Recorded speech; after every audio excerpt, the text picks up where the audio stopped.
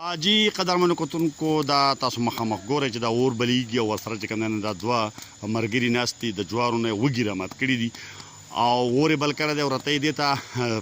د پښتنو په کلچر کې چې کوم دی نو ډاډه وایي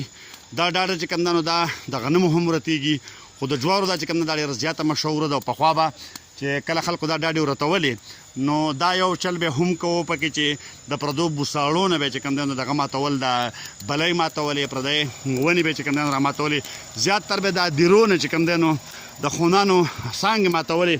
ځکه چې ډکي چې کوم دی په هغه وخت کې د هغې میلاوېدل په خپل ځای باندې یوه مسله وه دا تاسو ګورئ دا ډکي خو خیر دی اوس خپل راولي نن سبا د ډکو هغه مسله نشته دا وږي چې کوم دی نو دا ورتېږي او دا یو ډېر خوندور غونته کې فنکشني یاران دوستان ملګري راغونډېږي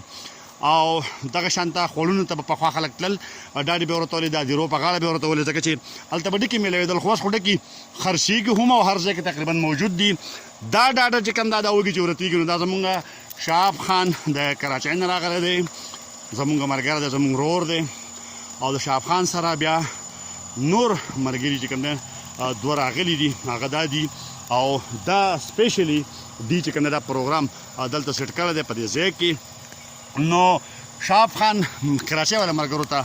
دا ښایي چې یاره ډاډه څه شی دی او ډاډه څنګه ورتېږي حالان کې به دا کم یو ملګری نیم چې کوم دی نو هغه د ډاډې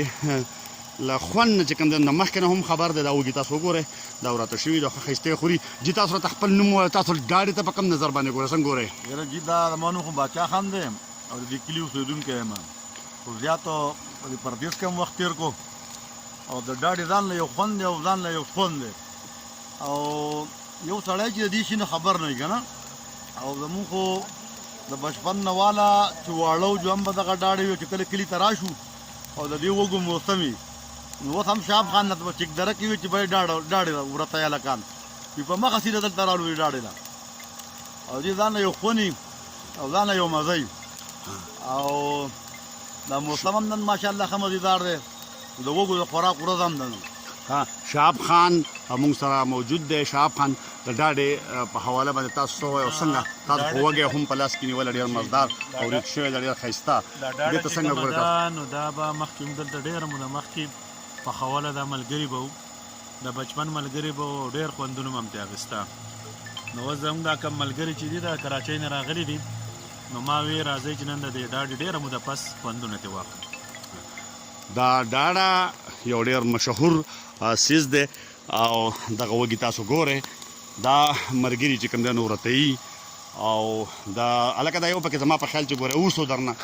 نو سیزی ما او ډېر ښایسته اور بلیږي کورسۍ پرتې دي او د ډاډې فنکشن دی ډاډي وږي ورتېږي او ملګرو ته چې کوم دی ډالۍ کېږي ورکړی کېږي مونږ به ته هم خوند اخلو او تاسو ته هم خوند واخلئ لاندې دا ملګري چې کوم دی دوی ته هم خوند اخلي ډېر ښایسته ډېر مزدار شهاب خان او د هغه سره چې کوم ټیم دی دوی ناست دي او دغه ملګري ډاډه ورته ډېر خوندور یو وږی خو لکه د ټولو رسېدلی دی که نه